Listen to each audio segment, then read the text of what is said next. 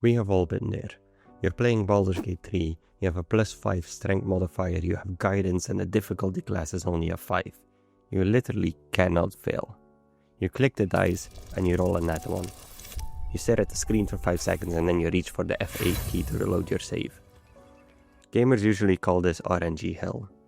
It feels like the game is cheating you. But then look at a game like Balatro. Balatro is literally poker. It is built entirely on luck. You need the right jokers, the right tarot cards, and the right hand at the right time. But when you lose in Balatro, you don't reload the save, you just click New Run. So why is that? Why does rolling a 1 in an RPG feel like a robbery, while losing a poker hand feels like a fair challenge? It isn't about better luck, it's about the difference between input randomness and output randomness. And if you want to make a strategy game that people don't rage quit, you need to know the difference.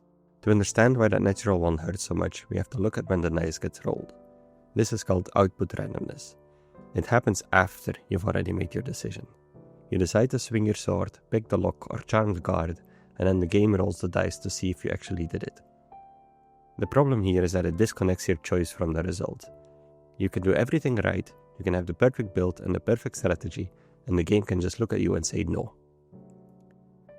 When the gap between your skill and the outcome gets too wide, it stops feeling like a strategy game and starts feeling like a slot machine. That's why save scumming exists. You felt like you did the work, but the game refused to pay you. Now games like Disco Elysium or D&D use this for storytelling. Failure is part of the plot, but in a strategy game, failing a 95% chance to hit isn't the story, it's just annoying. The alternative is input randomness. This is where the game rolls the dice before asking you to make a move. Think about Tetris.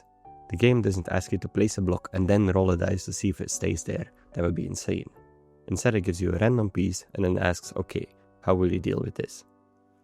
This is why something like Balatro works. You draw a random hand, that's the RNG part. But once those cards are in your hand, the math is fixed. A king is always worth 10, a flush always scores. The randomness creates a situation, not a result. This completely changes your mindset. Output randomness is asking, do you feel lucky? And input randomness is asking, can you adapt to this mess we just gave you? Look at Against the Storm. You don't know what blueprints you're going to get. You might need a lumber mill and never find one. But you don't blame the game. You look at what you do have and you figure out a workaround. That is the difference between unfair and hard. We are in a golden age of roguelikes right now. Balatro, Slice and Dice, Cobalt Core, they all rely on this principle. They use randomness to break your patterns, not to punish your execution. If a strategy game has 0 randomness, it eventually gets solved. It becomes about memorizing build orders. But if you rely too much on output randomness, it turns into a gamble. Input randomness is a sweet spot. It forces you to improvise. And that specific feeling, that adaptive chaos, is exactly what I've been trying to capture. I've been looking at tower defense games lately, and honestly, most of them suffer from being too solvable. You find the best spot, you place the best tower, and you wait. It's very passive.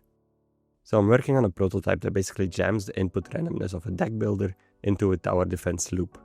I don't want you to build a perfect static defense, I want to hand you a random mess of tools every wave, and see if you can survive with them. If you want to see if this actually works, or if it crashes and burns, hit subscribe.